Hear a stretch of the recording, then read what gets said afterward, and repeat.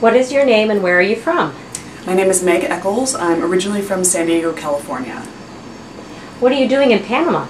I'm finishing up my PhD research, and I'm also developing curriculum to teach to my students back in the States. What is your big question in your PhD research? My big question is, I want to know why animals develop really complicated behaviors. You know, it's easier just to behave simply, do simple things.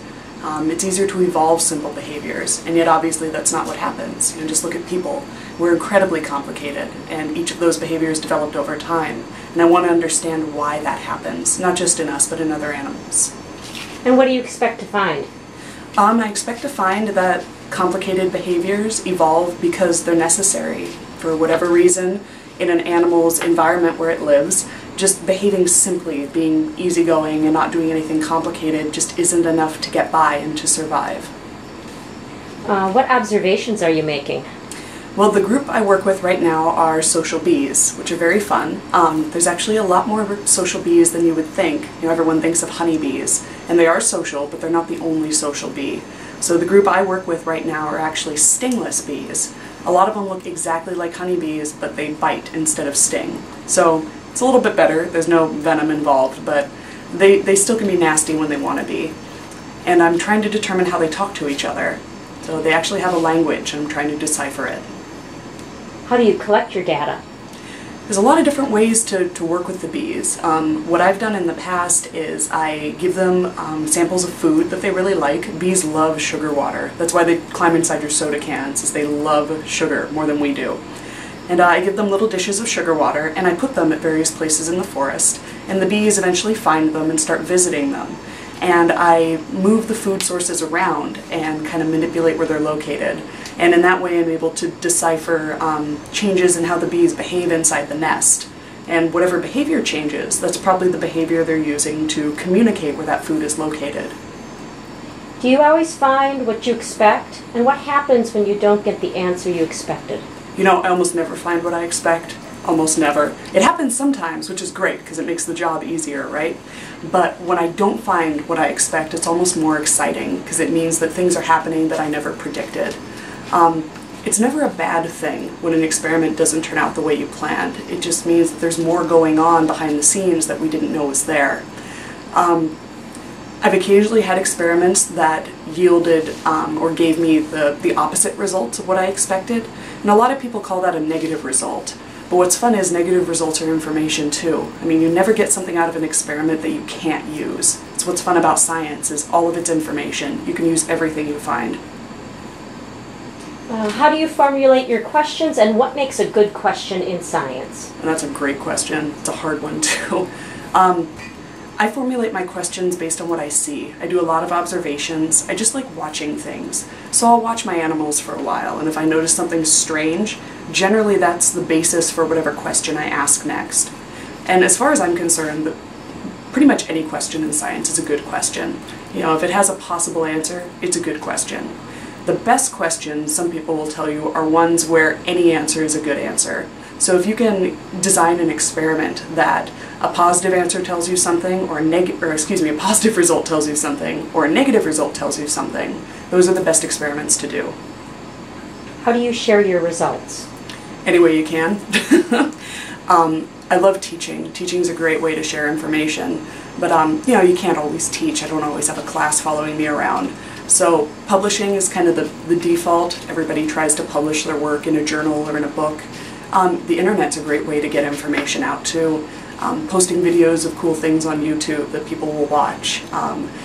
You know, chat groups, blogs, anything like that. It's a great way to get information out there. Going to meetings too is very fun. If you don't mind standing up and talking in front of people, gets your information out to the group that's probably working most closely with what you're doing. But just talking to people, you know, getting your information out there however you can, whether it be internet or in person, is really important. Why is your research important? That's a hard question. I mean, there's So there's two schools of thought on why research matters. The first one is that it helps people, it helps society somehow. You know, it improves healthcare or it improves education. You know, these things that if you see it on the nightly news, that probably means it has a high impact for society. The other side that mostly pure scientists will argue is that science for science's sake is important enough. If it's an unanswered question, that just makes it important. The truth probably lies somewhere in the middle. For my research, the way I think about it to myself is it's interesting. It's a fun story to tell. And fun stories are what make people interested in science in the first place. And the more fun stories we have, the more students early on will get interested in the work and want to be scientists themselves. Also, I work with bees, and bees, other than stinging people, tend to pollinate a lot of food, and so they're important to society for that reason. And you guys may or may not know, but the honeybees in the US are dying off, which is kind of scary. They're really important for a lot of our agricultural crops, and the less bees there are, the fewer of the crops will get pollinated, so the fewer fruits and crops we'll actually have, which means they'll get more expensive. So understanding how these bees behave and how they fit into their environment can help us help them and keep them from dying off. So, you know, it's kind of easy for me because I work with an organism that's really important. But even if you don't, I would say that science sometimes leads you to answers that you didn't expect to get to in the first place. And those can lead to things like new drugs that no one ever thought would originate from a certain animal or a certain plant. You never quite know where you're going to end up when you start on a project. How did you become interested in science and research? Fun stories, actually. In 7th grade, I had a science teacher who just loved it. She loved science. Her husband was a whale researcher in the Gulf of Mexico, and she was just one of those like epic nerds who loved all science, from like dirt stuff all the way up to primates and people. And she had us do all sorts of like crazy experiments when we were in the class, things that I don't think most people were doing. And she was so enthusiastic and so excited that it made us excited. And so I kind of thought, well, science would be kind of cool to do, you know, that early on. And then I had a class of my freshman year of high school, and it was another teacher who told cool stories, and he had done medical work in Vietnam and had actually done disease vectoring stuff while he was in the military, and just fell so in love with the process that he decided to teach science for the rest of his life. So I was really people-driven. I mean, it took a couple of really influential teachers to put me on this path, but once I got started, I just couldn't stop. Thank you. Thank you.